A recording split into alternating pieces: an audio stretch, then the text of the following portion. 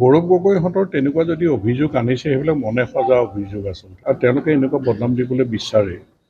এতিয়া আজিৰ দিনটোত আপোনালোকে চাব, আমাৰতো ভিডিঅ' ফুটেজো আছে।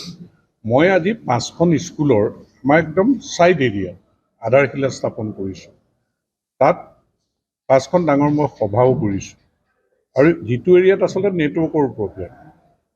এতিয়া আহি পেলাই মই গোটেই কথাখিনি অলপ ছ'চিয়েল মিডিয়াতো দেখিছোঁ বা শুনিছোঁ, তেওঁলোকে যিটো মোৰ ওপৰত বদনাম দিবলৈ বিচাৰিছে। এতিয়া আমাৰ কাৰ্যকৰ্তাক যেতিয়া মই খবৰ লৈছোঁ, আমাৰ আজিৰ দিনটোত আমাৰ বুথ বিজয় অভিযান আছিল। তাৰমানে এইকেইদিন শংকৰ সংঘ অধিৱেশনৰ কাৰণে আমি 3 দিন কৰিব পৰা নাছিলোঁ, জোৰদাৰ গতিত চলি আছে সকলো। যেতিয়া বাসুদেৱ থানত ওচৰত আমাৰ বুথ বিজয় অভিযানত আহি থাকোঁতে দেখিছে 3খন মটৰচাইকেল ৰৈ পেলাই তেওঁলোকে আমাৰ যি বেনাৰ পোষ্টাৰ আছিলে সেই বেনাৰ পোষ্টাৰ বাসুদেৱ থানৰ ওচৰে পাজৰে তেওঁলোকে এৰুৱাই পেলাইছে। আমাৰ বুথ বিজয় অভিযানৰ দলটোৱে সুধিলে, আৰে তোমালোকে কংগ্ৰেছৰ মানুহ, তোমালোকে কিয় তাতে কোনোবা পাপু বুলি এজন, ৰাজীৱ বুলি এজন এনেকৈ কৈছে যে তেওঁলোকে এৰুৱাইছে, কিয় এৰুৱাইছা তোমালোকে? কৈছে নহয়, আজি আমাৰ ইয়াত গৌৰৱ গগৈ আহিব বাসুদেৱ থানত, তেওঁ চাকি বন্তি দিব, গতিকে তেওঁ যিহেতু আহিব, ইয়াত বিজেপি মানে কাষে বাৰেও থাকিব নালাগে। তেতিয়া তৰ্কাতৰ্কি ঠেলা হেঁচা হৈছে বুলি জনাইছে, আৰু তাৰপিছত কথাটো প্ৰচাৰ হৈ যোৱাৰ লগে লগে আমাৰ দলীয় কাৰ্যকৰ্তাখিনি কিনো হৈছে, কংগ্ৰেছে কিহৰ এইখিনি কৰিছে, এই কথাবিলাক অলপ এটা হুলস্থুলীয়া পৰিৱেশ এটা হৈছে। কিন্তু ইয়াততো গৌৰৱ গগৈৰ লগততো কোনো সন্মুখাসন্মুখি হোৱা নাই বা গৌৰৱ গগৈ এগেইনষ্টত কিবা কিবি ইয়াত কৰা নাই। কিন্তু মই যোৱাকালি শুনা কথা কেইটামান মই এতিয়া অনুমান কৰিছোঁ। যোৱাকালি আমাৰে জ্ঞান বুলি এজন ল'ৰা হাতীঙা, তেওঁ খুৰা কংগ্ৰেছৰ লিডাৰ নিপেন নাথ। যেতিয়া নিপেন নাথে যোৱাকালি জ্ঞানক কৈছে অহাকালিলৈ কুসুমতলাত দেখা যাব, আৰু ভতিজা চতিজা মই চিনি নাপাম, ৰঙাৰঙি কৰি দিম মই। আৰু তেতিয়া তেওঁ সদিয়ামালা কৰোঁতে জানাইছিলে যে বোলে কন্যাকাৰ মুখত আমাৰ যিটো কন্যাকাৰ তাতে পেষ্টৰাইজ প্লান আছে, যিখিনি আমাৰ ল'ৰা ছোৱালী তাত কাম কৰে, ৰেষ্টুৰেণ্টৰ পৰা আৰম্ভ কৰি আছে, কন্যাকাৰ মুখত বোলে গৌৰৱ গগৈ আহি ধনা দিব। মই পাত্তাও দিয়া নাই, বিশ্বাসো কৰা নাই। যোৱাকালি ৰাতি শুনা কথা, বিশ্বাসো কৰা নাই এইটো কথা, কাৰণ সেইটো আমাৰ প্ৰতিষ্ঠান, কন্যাকাৰ লগত কিমান মানুহ জড়িত হৈ আছে। গতিকে গৌৰৱ গগৈ নিচিনা সাংসদ এজনে কন্যাকাৰ মুখত ধৰ্ণা দিবলৈ কি অধিকাৰত ধৰ্ণা দিব, আমি ইমান পাত্তা দিয়া নাই। তাৰমানে মই এতিয়া যিবিলাক শুনি আছোঁ কথা, তাৰ পৰা অনুমান কৰিছোঁ যে নদুৱাৰ সমষ্টিত এটা অপ্ৰীতিকৰ পৰিস্থিতিৰ সৃষ্টি কৰিবৰ কাৰণে কংগ্ৰেছৰ কিছুমানে হুংকাৰ মৰা, কিবা মৰা, এই কথাবিলাক যোৱা 2 দিনৰ পৰা তেওঁলোকে চলাই আছে, যে চাই ল'ম, পিচ কৰি দিম, এনেকুৱা কথা কিছুমান তেওঁলোকে কৈ আছে। গতিকে সেই কথাখিনিক আমি গুৰুত্ব দিয়া নাই, কাৰণ তেওঁলোকৰ ভেটি একেবাৰে দুৰ্বল। কাৰণ তেওঁলোকৰ কেইজনমান এনেকুৱা ল'ৰা আছে, তেওঁলোকে খাই বৈ লৈ হুংকাৰ মাৰি থাকে, আৰু সেইবিলাক কথাত মই গুৰুত্ব দিবলৈ সাধাৰণতে, কাৰণ এনেই এটা বদনাম দিব বিচাৰে, মই কোনো সংঘাত নিবিচাৰোঁ, গতিকে গুৰুত্ব দিবলৈ মই মানা কৰোঁ। এতিয়া আজি যিটো কথাত যিটো পৰিৱেশ তেওঁলোকে কথা কৈছে, ইয়াততো তেওঁলোকে এইফালেদি গুচি গ'লে কি গৌৰৱ গগৈক কোনোবাই মাৰিবৰ কাৰণে ইয়াত আক্ৰমণ কৰিবলৈ কাৰণে জাঠি জোং লৈ আছিল নেকি? ইয়াত মৰাণাস্ত্ৰ লৈ আছে নেকি? আজি যে নদুৱাৰ সমষ্টিৰ কাৰণে তেওঁলোকে ৰৈ গৈছে বুলি কৈছে, ইয়াততো আপোনালোকেও মিডিয়াৰ মানুহ আছে, আপোনালোকৰতো ভিডিঅ' ফুটেজ আছে। আমাৰ ল'ৰাখিনিয়ে ক'ৰবাত মৰাণাস্ত্ৰ লৈ পেলাই ৰৈ আছিল নেকি গৌৰৱ গগৈক বাধা দিবৰ কাৰণে? তেওঁলোকে যে গণতন্ত্ৰ নাই বুলি কৈছে ইয়াত, আমাৰ যদি প্ৰতিবাদ কৰে গণতান্ত্ৰিক পদ্ধতিৰে প্ৰতিবাদ কৰিব।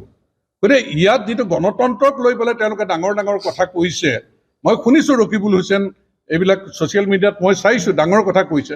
কিন্তু মই ৰকিবুল হুছেইনক মনত পেলাই দিব বিচাৰিছোঁ, যেতিয়া AGP গভৰ্ণমেণ্ট গৈছিল 96-2001 চনত গৈছিল, মোৰ থ্ৰেট আছিল উগ্ৰপন্থী, মোৰ AK-47 চিকিউৰিটি আছিল। তেতিয়া কংগ্ৰেছ চৰকাৰৰ দিনত মোৰ AK-47 ক্ল'জ কৰিছিল নে নাই? তেতিয়া 2 দিন পিছত পঞ্চায়ত ইলেকশ্যনৰ 2 দিন আগত মোৰ AK-47 ক্ল'জ কৰিছিল, আৰু 2 দিন পিছত মই জয় সিদ্ধিত যেতিয়া পূব নাগশংকৰৰ ভোট কেন্দ্ৰৰ পৰা আহি থাকোঁতে তেতিয়াৰ কংগ্ৰেছৰ বিধায়কে আমবাৰীত, সেই দীপলুঙা আমবাৰীত 15খনমান গাড়ী লৈ দা কুঠাৰ অস্ত্ৰ শস্ত্ৰৰে মোক ভেটি ধৰিছিল নে নাই? মোৰ PSO আছিল 2জন, আৰু 3জন বন্ধু আছিল, গতিকে ভেটি ধৰিছিল।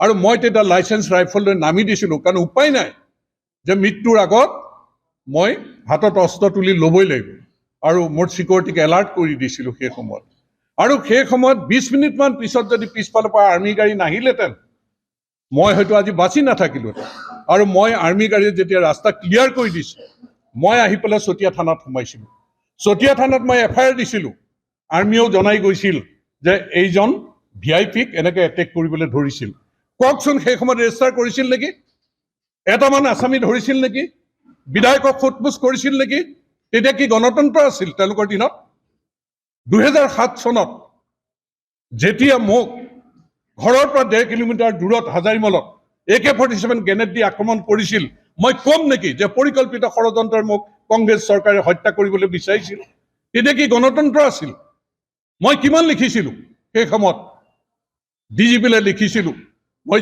SPলৈ লিখিছিলোঁ যে মোৰ চিকিউৰিটি টাইট কৰিবৰ কাৰণে লিখিছিলোঁ যিদিনা মোক গুলীৰে আক্ৰমণ কৰিছিল সেইদিনা মোৰ নামত AK-47 এলাৰ্ট কৰিছিল গতিকে এনেকুৱা নিকৃষ্ট চিন্তাটো আজি ভাৰতীয় জনতা পাৰ্টীৰ চৰকাৰ দিনত নাই আজি ভাৰতীয় জনতা পাৰ্টীৰ চৰকাৰ দিনত কোনো MLA AK-47 গুলীবিদ্ধ কংগ্ৰেছৰ MLA গুলীবিদ্ধ হ'ব লগা হোৱা নাই গতিকে এইখন অসমক লৈ পেলাই এইবিলাক পৰিকল্পিত ষড়যন্ত্ৰ নিৰ্বাচনৰ আগত অস্থিৰ পৰিৱেশ সৃষ্টি কৰি নিৰ্বাচনী মুনাফা আদায় কৰিবৰ কাৰণে চেষ্টা কৰিবলৈ কৰাটো উচিত নহয় তেওঁলোকে এখন অসম নেপাল সৃষ্টি কৰিবৰ কাৰণে বিচৰা যিকোনো কথাত গৌৰৱ গগৈ কি কৈছিল যে দোকান গগৈ মানে ভাঙি দিলেহেঁতেন বুলি এইবিলাক কি কথা তেওঁলোকে পৰিৱেশ সৃষ্টি কৰিব আৰু বদনাম দিবলৈ যাব আমাৰ ওপৰত আমাৰ চৰকাৰৰ ওপৰত জনতাই সকলো কথা বুজি পায় তেওঁলোকৰ যোগ্য প্ৰত্যুত্তৰ জনতাই এবাৰ নিৰ্বাচনত 26ৰ নিৰ্বাচনত তেওঁলোকক দিব